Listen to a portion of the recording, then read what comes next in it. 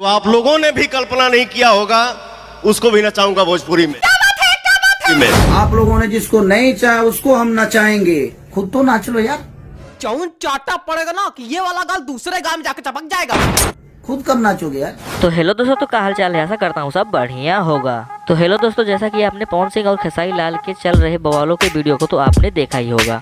हम मालूम है तेरे बाप को मत सिखा। तो हेलो दोस्तों, तो आप सभी लोगों को हम बता दें कि ये झगड़ा और ये बवाल कैसे चालू हुआ। तो हेलो दोस्तों, तो आप लोगों को हम बता दें कि हाल ही में पटना में पवन सिंह ने एक स्टेज शो किया और उस स्टेज शो में पवन सिंह ने ऐसी ऐसी बातें कर दी। हालांकि नाम तो नहीं लिया, लेकिन समझदार लोग इस बात को समझ गए। You're right, bro. और उन समझदार लोगों ने, मेरा मतलब है खेसारी लाल यादव ने पवन सिंह को जवाब देने के लिए एक लाइव वीडियो बनाया और उसमें पवन सिंह को जवाब देने से पहले उन्होंने लाइव वीडियो में अपने गाने का प्रमोशन किया। आज हमारा गाना की जो टीजर रिलीज भेल जना, गाना के नाम बा रोमांटिक राजा। ब्लू बीट स्टूडियो से तो वो लोग ढेर सब्सक्राइब करिए और अपन प्यार और आशीर्वाद दिए। ने यार पूरा मूड खराब करके रख दिया। और हमारे खेसारी लाल भैया के मुंह से जो भी कुछ भी पवन सिंह के लिए निकला, उन्होंने पवन सिंह को बोल दिया। टोपा आदमी मतलब ऐसे ऐसे टोपा आदमी हमको मिल जाते हैं कभी कभी के मतलब ऐसी। चलो भाई साहब, कोई बात नहीं। पवन सिंह ने जो कहा उसका उल्टा जवाब खेसारी लाल यादव ने दे दिया। तो भाई साहब, आप लोग हमको एक बात बताइए, इस कहानी को तो यही खत्म हो जाना चाहिए ना। You're right, bro. लेकिन भाई साहब, हमारे खेसारी भैया के एक फैंस हैं जिनका नाम है महेश पांडे। साले का खोपड़ी तोड़ साले।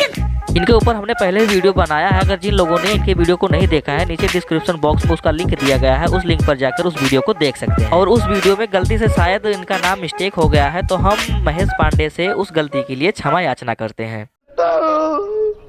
तो दोस्तों, आप सभी लोगों को हम बता दें, इनकी गांड में पता नहीं ऐसा कौन सा कीड़ा घुस गया है कि इनको इतना परेशान कर रहा है कि जिसकी वजह से ये इस टॉपिक पे वीडियो बनाते ही जा रहे हैं।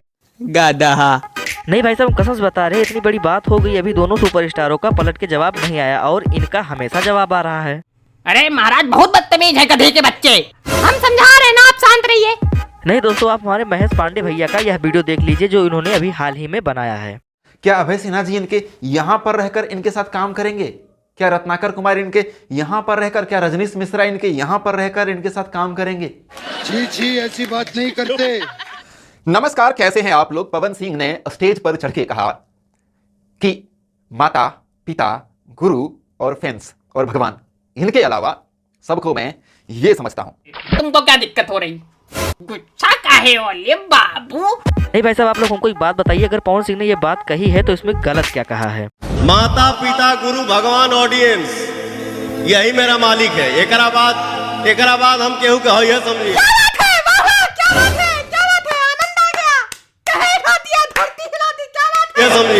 स्टेज पे ऐसे कर रहे हैं, क्या है ये? आप ही के पास है, वो सबके पास है ना।